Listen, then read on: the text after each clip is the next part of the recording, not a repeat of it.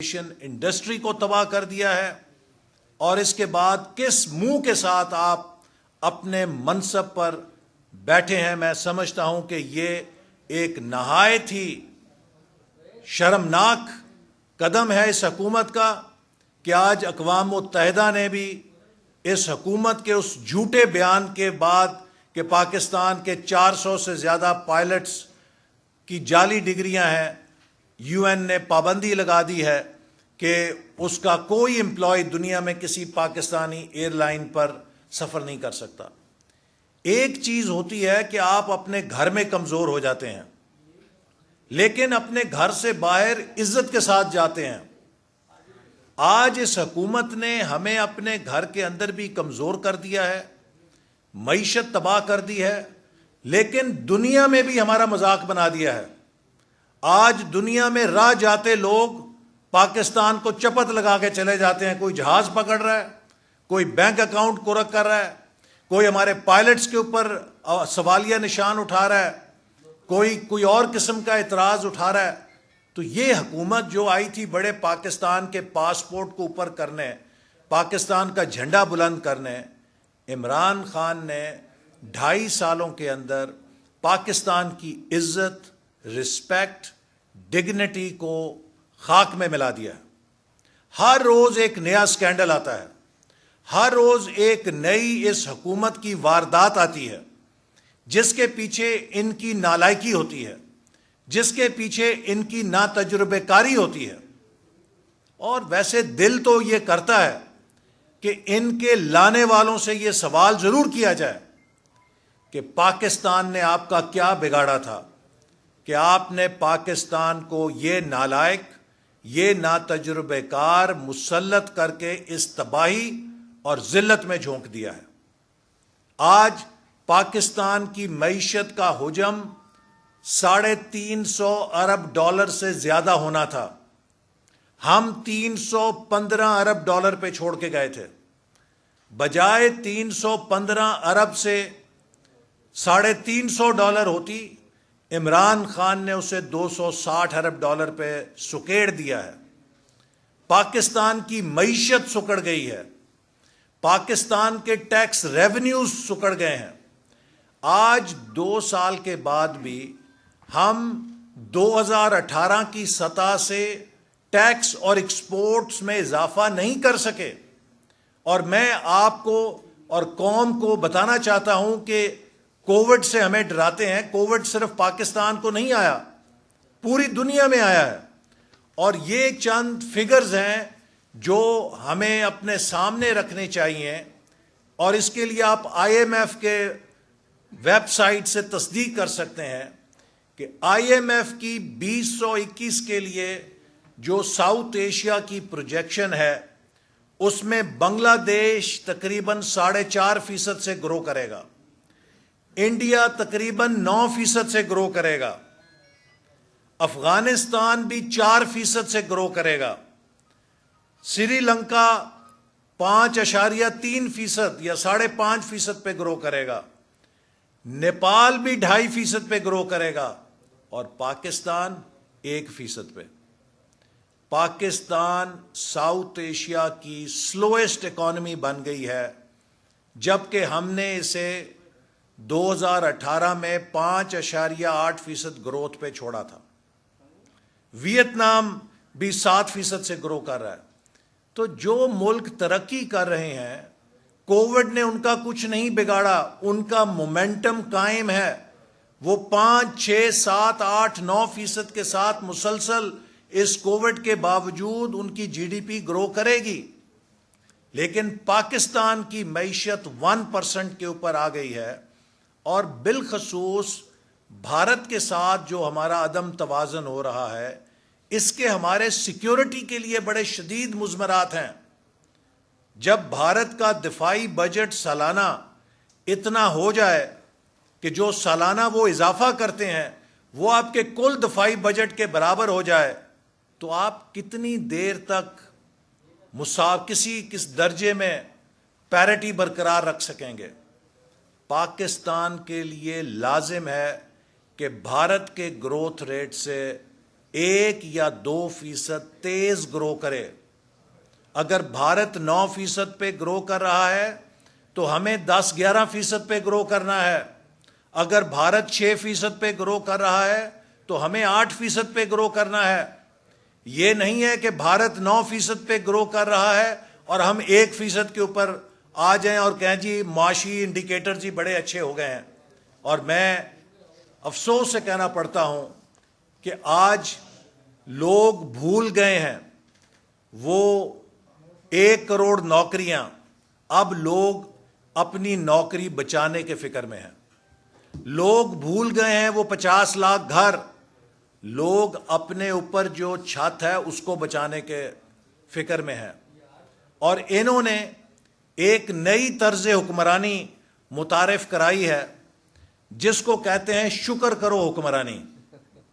اور وہ شکر کرو حکمرانی کیا ہے کہ شکر کرو آٹا 85 روپے کا ہو گیا کہیں 100 روپے کا نہیں ہو گیا.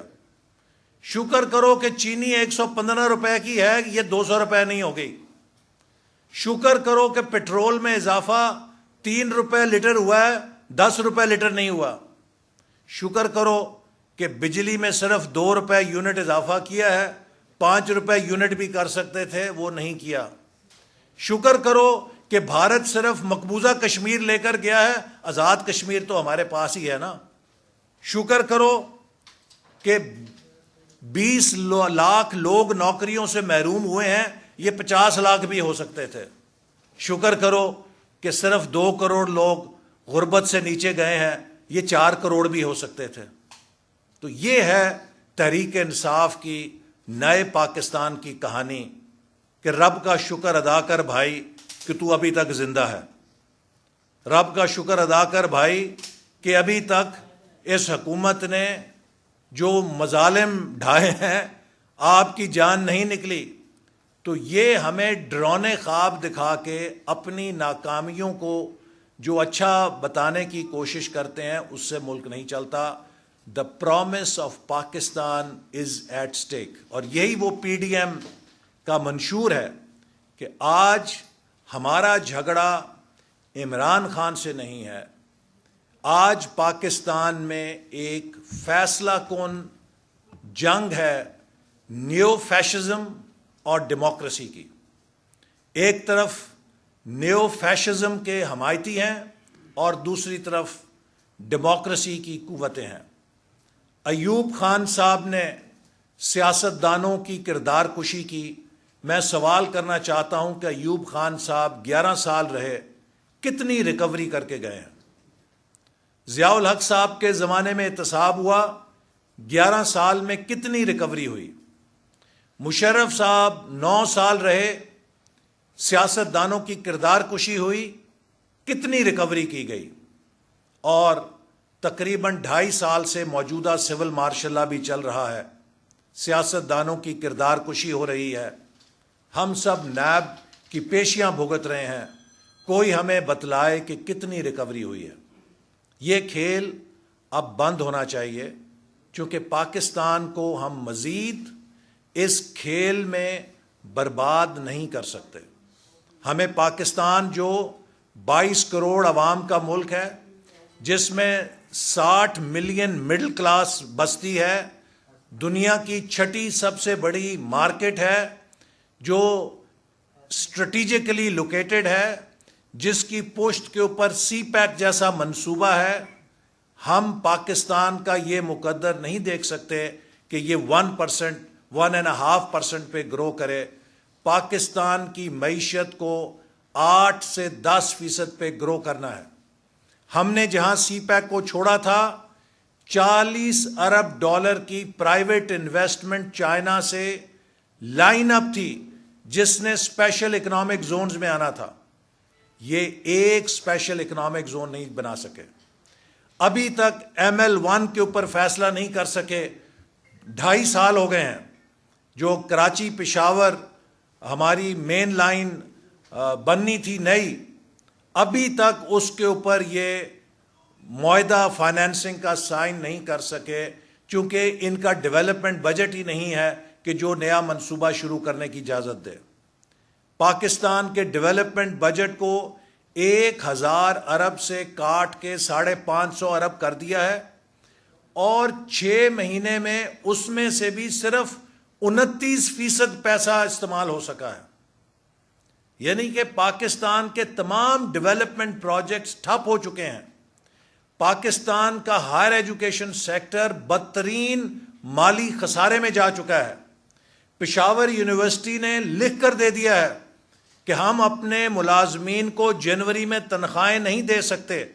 خیبر پختونخوا میں جہاں ان کی حکومت ہے، 7 سال سے جہاں حکومت ہے، اور ایک وہ ہائر ایجوکیشن کمیشن تھا ہمارے دور میں جس کے ذریعے ہم اعلیٰ تعلیم کی تاریخ میں سب سے بڑی ایکسپینشن کر رہے تھے.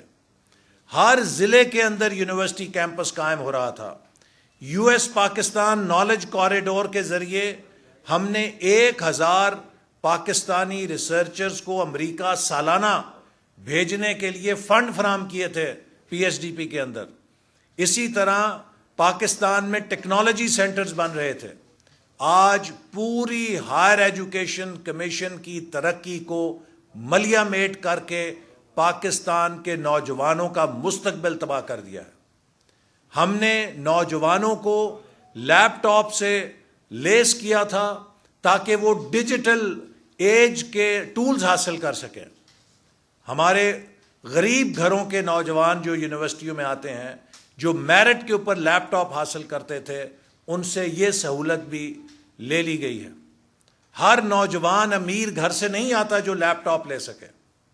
جو غریب گھروں کے نوجوان ہیں، جو بیٹے اور بیٹیاں محنت کر کے پڑھتے ہیں لیکن ان کے ماں باپ ریڈی رکھتے ہیں، دکان کر لگاتے ہیں یا ملازمت کرتے ہیں جس میں تنخواہ اتنی نہیں ہے کہ وہ اپنے بچوں کو لیپ ٹاپ لے کے دے سکیں، ہم نے پاکستان کے نوجوانوں کو لیپ ٹاپس دیے تھے جن سے ان کے اندر آئی ٹی کلچر پیدا ہو رہا تھا. فری لانس کرنے والے پاکستان کے آئی ٹی کے نوجوان پوری دنیا میں اپنا لوہا منوا رہے تھے، لیکن ہر چیز ریورس ہو گئی ہے. میں ان سے سوال کرنا چاہتا ہوں کہ سوائے این آر او نہیں دوں گا، این آر او نہیں دوں گا، آپ نے کوئی ایک کام کر کے دکھایا ہو. ہمارے جتنے منصوبے تھے سب کے سب ٹھپ ہو گئے ہیں. مغربی روٹ دسمبر 2018 تک مکمل ہونا تھا، دسمبر 2021 تک مکمل ہوتا نظر نہیں آ رہا. کوئی ایک منصوبہ وقت کے اوپر مکمل نہیں ہو رہا. ہر ترقی کا جو پاکستان میں منصوبہ تھا وہ یا بیمار ہو گیا ہے یا اس کے فنڈ ختم ہو چکے ہیں. تو یہ پاکستان تو نہیں ہے جو ہم چاہتے ہیں. ہم جس پاکستان کی بات کرتے ہیں وہ آپ کی سمجھ میں نہیں آ سکتا، چونکہ آپ کے ذہن میں صرف گالی ہے، آپ کے ذہن میں صرف نفرت ہے، آپ کے ذہن میں صرف این آر او نہیں دوں گا سوئی پسی ہوئی ہے. او بھائی این آر او نہ دو، لوگوں کو، غریبوں کو روٹی تو دے دو، لوگوں کو جینے کا حق تو دے دو، لوگوں کو بجلی اور گیس کا بل ادا کرنا کی قابل تو چھوڑ دو، لوگوں کو بجلی اور گیس تو دے دو، لوگوں کو روزگار تو دے دو. کچھ نہیں دے سکتے. تو لہٰذا میں سمجھتا ہوں کہ یہ جو اب حکومت ایک صرف یہ کہتی ہے کہ جی یہ براڈ شیٹ پاناما 2 ہوگا، جی بالکل پاناما 2 ہوگا، چونکہ پاناما 1 بھی فراڈ تھا اور براڈ شیٹ بھی فراڈ ہے، تو یقیناً یہ پاناما 2 ہے. اچھا صاحب، یہ بتائیے گا کہ سینٹ کی قائمہ کمیٹی برائے اطلاعات نے چیئرمین نیب کو بلایا کہ وہ آئے اور براڈ شیٹ کے حوالے سے سوالات کے جوابات دیں. آپ کیا سمجھتے ہیں ان کو وہاں جانا چاہیے؟ اور دوسرا یہ بتائیے گا کہ پی ڈی ایم کی آپ نے بات